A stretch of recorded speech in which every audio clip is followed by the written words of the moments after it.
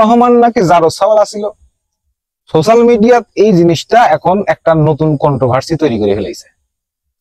শেখ মুজিবুর রহমান জারো ছিল কি ভালো ছিল কি চণ্ডীদাস হয়েছে শেখ মুজিবুর রহমান হয়েছে এগুলা দেখার বিষয় আমার না। একটা মানুষ মারা গেছে আজ থেকে প্রায় 50-60 বছর আগে। সেই মানুষটাকে লিয়ে এই যে সোশ্যাল মিডিয়া গুলাতে যে কন্ট্রোভার্সি তৈরি করছেন, সে আপনার মতাদর্শের বাইরের লোক হতে পারে, আপনার কাছে সে খারাপ হইতে পারে, আপনার কাছে সে অন্য মতাদর্শের হইতে পারে, কিন্তু একটা মানুষকে নিয়ে যে মানুষটা মারা গেছে সেই মানুষটাকে লিয়ে আপনারা যেভাবে তেলে বা মানে এই আগুনের মধ্যে ঘি ঢেলে দিছেন, এই কাজটা কি আমাদের ঠিক? এই শেখ মুজিবুর রহমানের জন্ম নিয়ে আওয়ামী লীগ সরকারের সময় কেউ কোনো কথা বলতে পারে নাই। মানে শেখ মুজিবুর রহমানকে নিয়ে কেন, শেখ হাসিনা পরিবার শেখ হাসিনা সরকারকে নিয়ে কেউ যদি কোনো কথা কইছে, হয় তার আশ্রয়স্থল হয়েছে কারাগার, না হলে ঘুম, না হলে আয়নাঘর, আর না হলে তাকে খুঁজেই পাওয়া যায় নাই। নানান ধরনের মিথ্যা মামলা কেস কাছারি দিয়ে ঢুকি ফেলানি হয়েছে আদালতের বেড়াকলে।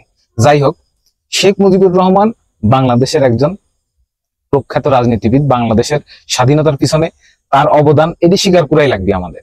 কিন্তু একদল লোক যারা চাচ্ছে যে শেখ মুজিবুর রহমানের এই জন্ম নিয়ে একটা কন্ট্রোভার্সি তৈরি করে তাকে অপমান করার জন্য, অপদস্থ করার জন্য, একটা কথা বলে নেই, তেলবাজি করার কোনো সুযোগ নাই আমার কাছে। এখানে কোনো তেলবাজি চলবে না। তেলের অনেক দাম, তেল আজকাল ভুলাই দেয় আপন বাপের নাম। সো নো তেলবাজি। যাই হোক, পয়েন্টে আসি। পয়েন্টের কথা হচ্ছে যে শেখ মুজিবুর রহমানের বাবা মা হিন্দু হোক মুসলিম হোক, সে তো মানুষ।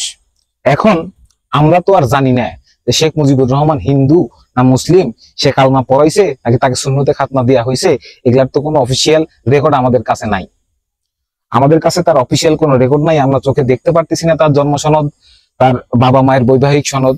তবে একটা জিনিস কিন্তু খুব সহজেই বোঝা যায়, একটা জিনিস কিন্তু খুব সহজেই আমরা জেনে নিতে পারি। যেরকম মনে করেন আমি, আমার যে এলাকায় জন্মস্থান, আমার বাপ, আমার দাদা আর আমার বাপের দাদা, এই 4 প্রজন্মের কথা, এই 4 প্রজন্মের হিসেব কিন্তু আমি বের করতে পারি। কারণ আমি আমার বাবার কাছ থেকে আমার দাদা এবং আমার বাবার দাদা দুইজনের ইতিহাসই কিন্তু জানতে পারি। তো শেখ মুজিবুর রহমানের যে বাবা মানে শেখ হাসিনার দাদা, উনার যে খুব একটা মানে 200-300 বছর আগে তারা যে নাই হয়ে গেছে পৃথিবীর থাকি, এরকম কিন্তু কিছু নেই।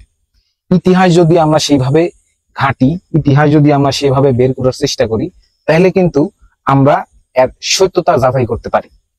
তো এখন আমার কথা হইলো যে একটা মানুষ মারা গেছে, আল্লাহ তাকে মানে তার কর্মফল অনুযায়ী যেখানে রাখুক, সেটা আল্লাহ তাআলার ব্যাপার। কিন্তু আমার কথা হচ্ছে যে সোশ্যাল মিডিয়ার যে কন্ট্রোভার্সি তৈরি করে ফেলাইছেন, এর সত্যতা এখন আমার একটু জানতে ইচ্ছা করতেছে। শেখ মুজিবুর রহমান হিন্দু নাকি অন্য ধর্ম নাকি যার সন্তান, যাই হোক যেটাই হোক, এটা আমার জানার এখন আগ্রহ তৈরি হয়েছে। যদি কোনো সহৃদয়বান ব্যক্তি থাকেন যে ইতিহাস, আমি একজন ইতিহাসের স্টুডেন্ট, তারপরেও এই ইতিহাসটা আমার জানা নাই, ঠিক আছে?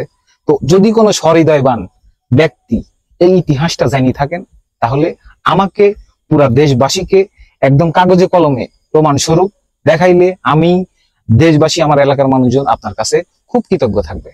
তো আমরা সত্য জানতে চাই, সত্য না জানি কোনোদিন কন্ট্রোভার্সিতে জড়াইতে চাই না। এই যে গুজব, হ্যাঁ গুজবের বাংলাদেশ, এই গুজবের বাংলাদেশের মধ্যে থাকতে থাকতে আমরা একবার শেষ হয়ে গেছি। এই গুজবের মধ্যে আমরা কান দিতে চাই না। আমরা এখন যা শুনবো তা কাগজে কলমে দেখি, তারপরে বিশ্বাস করব। শেখ মুজিবুর যদি জারজ হয়ে থাকে তাও আমরা কাগজ কলমে জানতে চাই, যদি না হয়ে থাকে তার সে প্রমাণও আমরা জানতে চাই। তো যাই হোক, পরবর্তীতে আমরা আবার সোশ্যাল মিডিয়ার দিকে নজর রাখার পরে দেখবো যে আসলে শেখ মুজিবুর রহমানের এই যে তথ্য আমরা পাইছি, এটা আসলে সত্যতা কতটুকু। পরের আপডেট নিয়ে অবশ্যই আপনাদের কাছে আসবে।